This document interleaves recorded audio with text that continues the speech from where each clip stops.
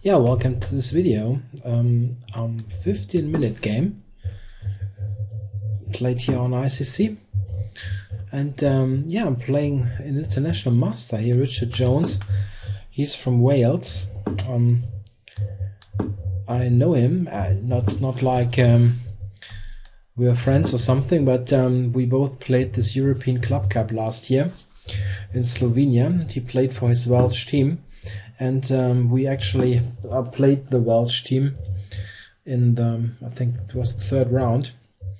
They, I'm not quite sure. I think they finished in last place of this tournament of around 60 teams, but my team was like 52 or something. So it's not like we did so much better.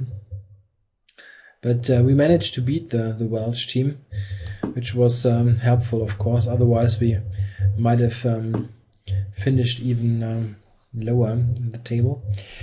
All right, we've got some Queen's Gambit here, Slav. And yeah, usually in this kind of positions, c5 is correct to get this Queen b3, ab3 structure. Here, black has yeah, sort of an extra tempo because I played Queen c2 and Queen b3. So he's got g6 or bishop f5 as an extra tempo. Let's say g6. So it's g6 is pretty much useless move. Okay, you can play bishop g7, but I'm not quite sure that this really is the right place for the bishop. You can do it. It's not terribly bad, but in general, usually you go e6 in these structures. But okay, e6 and g6 also looks weird. Yeah. One thing black can consider here is just yeah, take this knight on b1. Looks very unusual to use this developed piece to capture an undeveloped piece, but this is actually a pretty good idea, as the knight will get some play on the queen side. Ideas like knight c3 and yeah, advances of the b pawn are quite dangerous. Yeah, the question is he threatening knight h5? Should I take the tempo with the h3 to yeah, I think I'll do it to secure my strong bishop on f4, that it isn't kicked away. Yeah, he didn't took on b1. He didn't take, to use proper grammar. Yeah, it's sometimes a good idea because this knight helps on the queen side, and it's sometimes questionable if this bishop on f5 is really doing something. In this position, for example, it just yeah, looks into thin air and doesn't attack anything. Yeah, it's not terrible. Don't want to make this a huge issue. But it's sometimes a good idea to take this. It's unusual though in comparison. Yeah, also here you can see that the rating in the 15-minute pool sometimes really doesn't mean much. We are 300 points apart. I'm 300 points ahead here, and he's got almost exactly my my ELO rating. I think it's, at least last year he's been on 2,400 flat, so it's not much use to look at ratings here. At least you get the correct name here and the international master title, so you want. Yeah. Yeah, what should black do now? The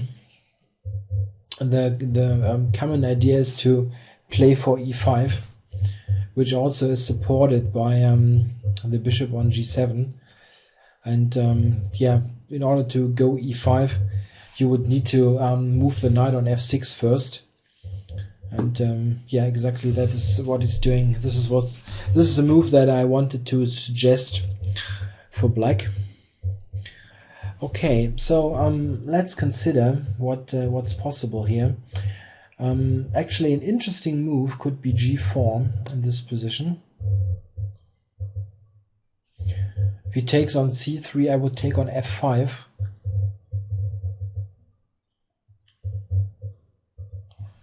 At least this nets me the bishop pair. Okay, let's try this. I think bishop e6 should be good for me. I can take and play knight g5. This must be some advantage. Okay, if I would recapture now, he would play bishop e4 with a good position. So I want to take here. This was the idea.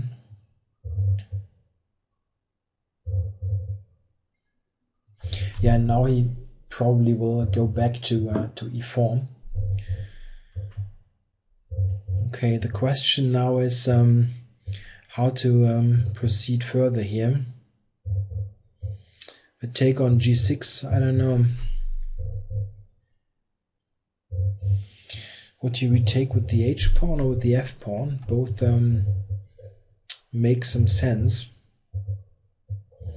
I don't really like to take, but not sure that I have some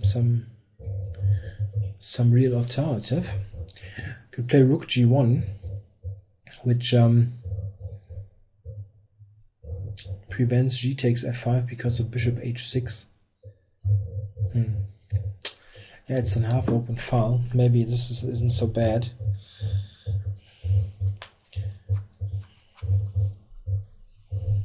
It's not helping much, but at least it's in half open file. Okay, so e5 is still the move he wants to play. So should I take on g6 now? e5 I could take en passant, of course. Yeah, maybe just this move. He still cannot take. And e5 I can take, and he would, I guess, take. I need to take with the knight then. With the rook, of course. I mean, e5 takes on e6, rook takes, as f takes e6. After bishop e4, de knight somewhere, knight d2. Yeah, knight d2 would probably win the e4 pawn. He might have e5. It's not so clear.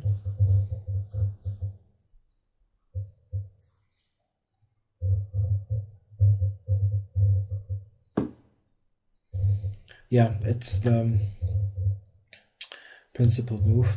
So let's take this.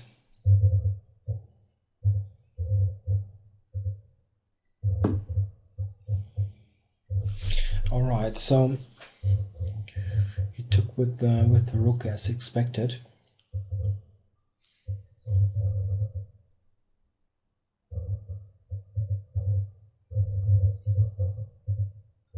Yeah. How to proceed now? Maybe e4, e4, h4, of course. Trying to get rid of this weakness. Also, knight g5 is not without its points. Okay, knight g5 you can take and take d4. Okay, this is nonsense. So h4 maybe. Yeah, black is quite solid. Okay.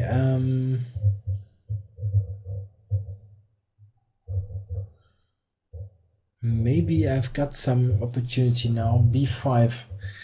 This wasn't possible before because the rooks protected each other, but now I could play b5. Interesting. It can get very sharp if he decides to take on c5 and sacrifice a knight.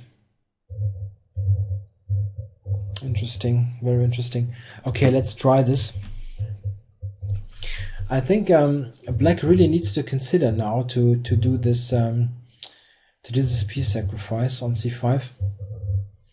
He would get a couple of pawns and some activity.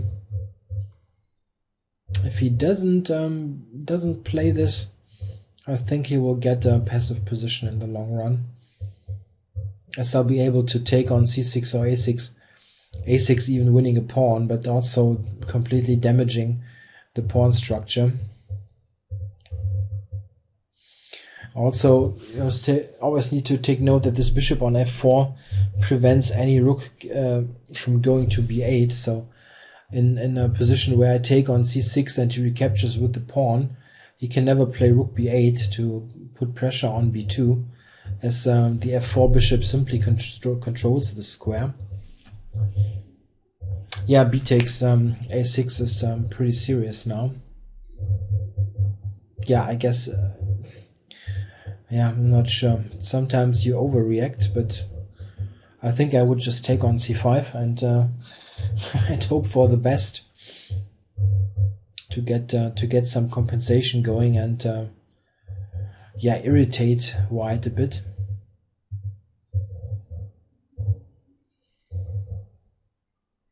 Yeah, knight d takes c5 would be my move, I think. If I take on c5 then, which I need to do. Okay, he takes. Interesting.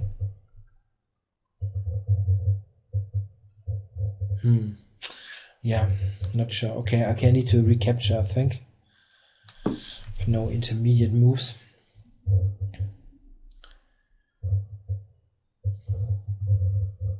I guess now capturing on c5 is weaker. But what is he intending to play now? I'm not quite sure. Of course, you can play something like this, but this is strategically not exactly the kind of position you want to have. Those two knights are basically competing for the same square on e4. Okay, so is it possible to win the game immediately with c6? Always need to check the simple things. c6, yeah, you can take with the b pawn, so I don't have any direct win. Bishop a6 or rook a6 I can play, but it doesn't win immediately. Okay, the question is, should I just retreat? Yeah, I guess so. Or this? Okay, yeah, maybe it's a good idea to. I want to play b4, b5, of course. The question is, should I retreat the bishop now and then play b4, or should I play b4 now? Yeah, let's play b4 now. He can play knight c3, but I don't know if it's really doing him so much good. I just drop back to d3.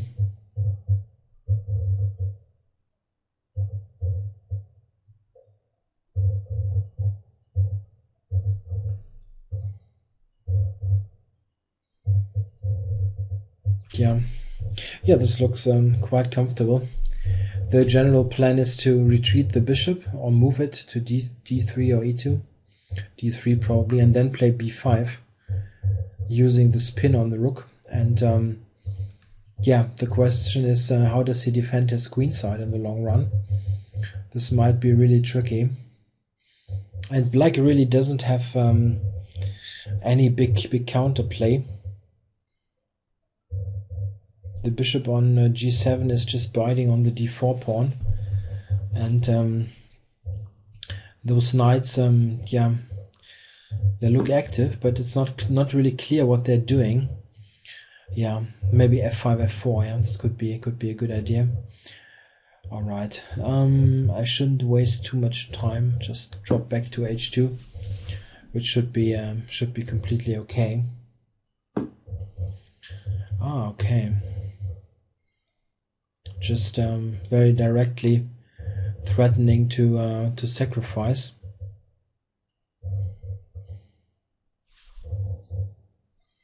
Yeah, on f2 maybe.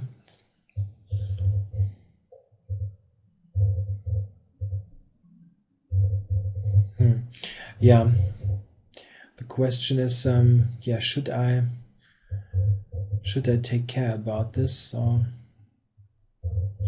I mean, I have a move like rook a3, which is probably quite okay. It just overprotects e3 and also prevents knight to c3.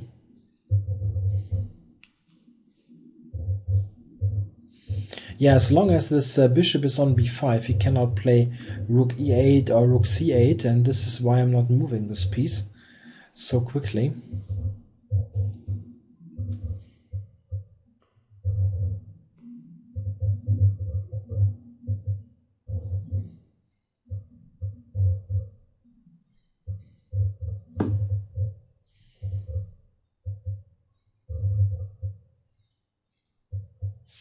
Yeah, trying to use the pin here, or let's say bishop f4, knight f4. It's not a pin really, because when I take, he's got this discovered checks like knight c3. Okay, but okay, bishop h2. It's protected, so not a big problem.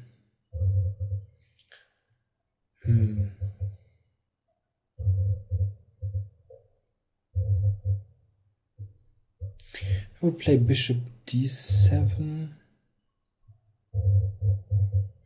Yeah, got rook e7.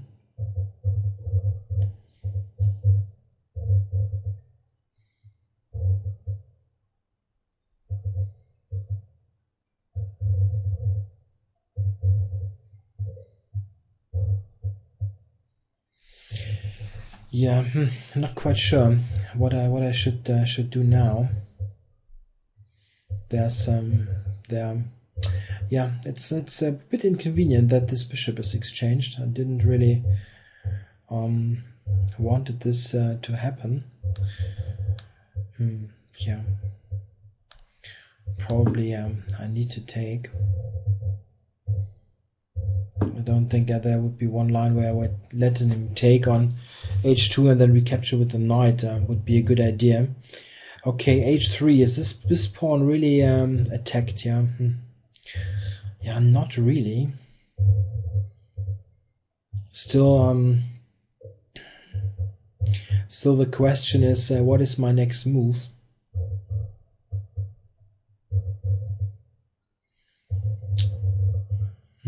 Yeah, bishop. I mean, what I'm talking about is, I need to move this bishop anyway to get b5 in, and bishop f1 would also protect h3. But I really doubt that he's threatening to take this.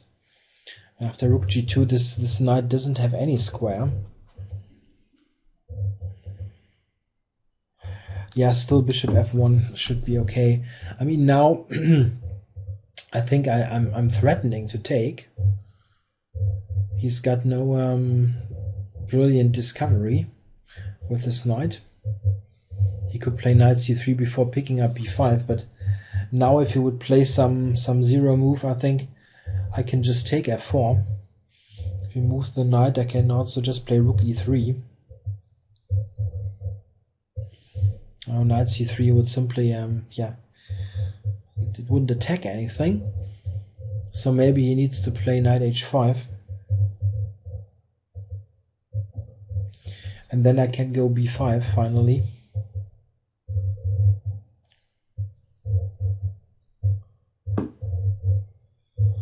Okay, so let's not hesitate here and play b5. He still doesn't have any meaningful play. The question is, what am I threatening now? It's not so easy to tell. Yeah. The thing is, if I take on a6, he's got a big counterplay on b1.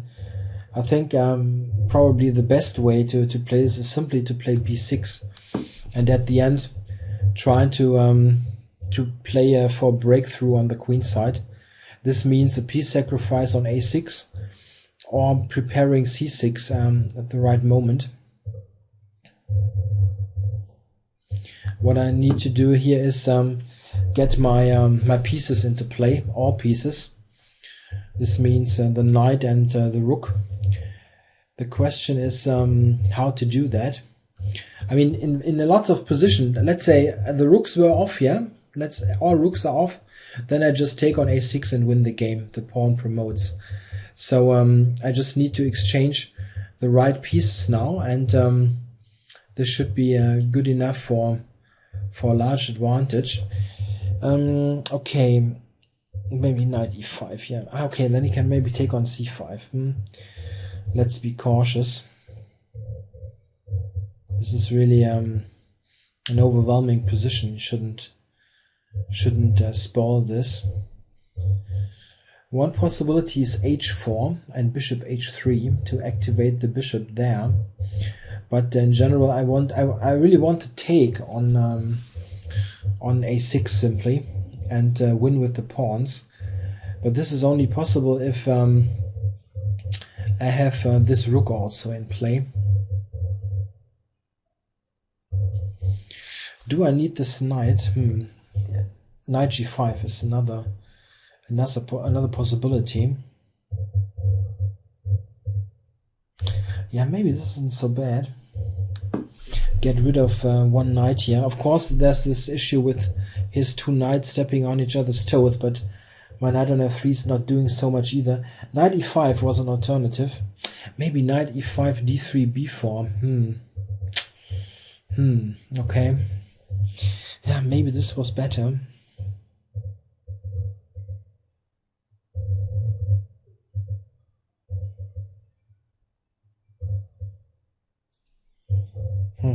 Yeah, maybe this was better. Knight e5. I didn't really take this d3 into account. d3, b4, and then you can sacrifice both pieces on a6 for the two monster pawns. Yeah, rook e5 is too early.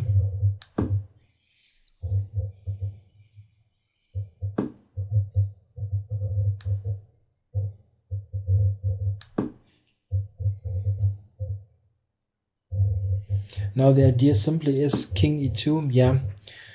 Okay, but f3.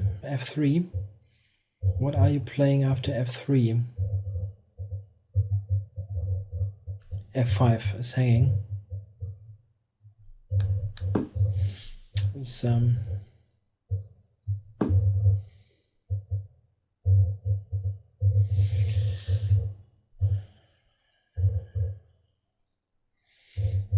of course, I didn't take this into account. It still should be good for white, but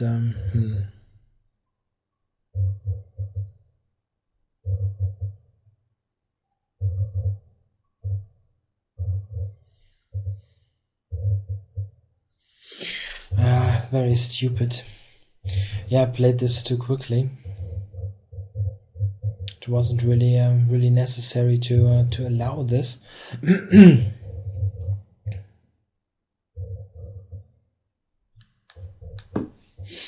Okay, need to simplify here.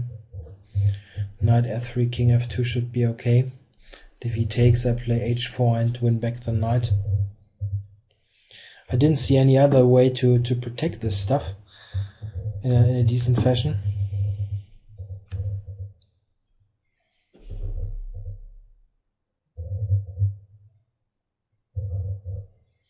This should be still okay for me. Of course, I lost a substantial part of my advantage, but still, this configuration on the queen side is critical. He always needs to watch out for these breakthroughs.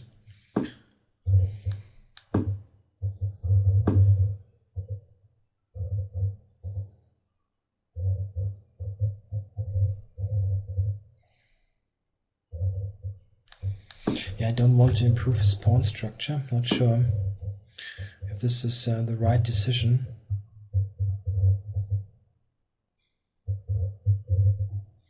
Should I play rook h1? Hard to tell.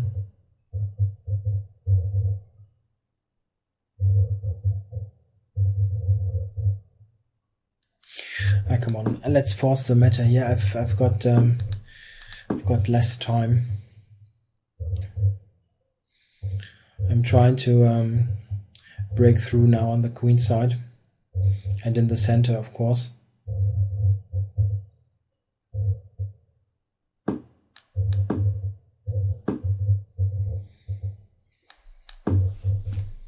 Yeah, rook e8 I can take on a6 and I think win. Oh, isn't this winning? These pawns should really decide, and I don't think he's got time for g4. I'm pretty amazed what he's doing here. Why did he take? Oh, just this move. Oh, I'm stupid. Oh, he's too quick with the king.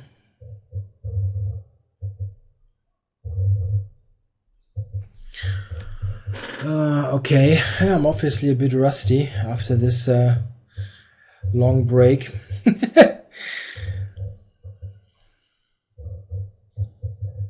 Yeah, b6, he plays king d6.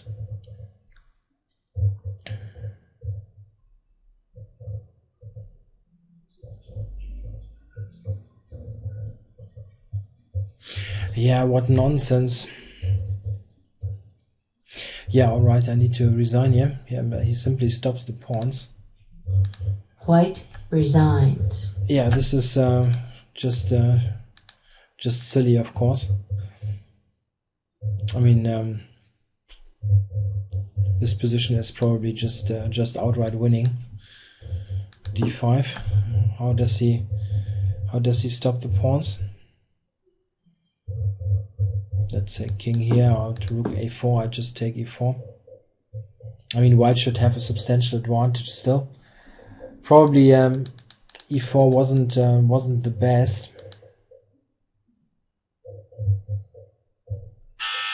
I'm not sure. All right, so thanks for watching, and I hope to win the next game from such a good position. Okay, bye.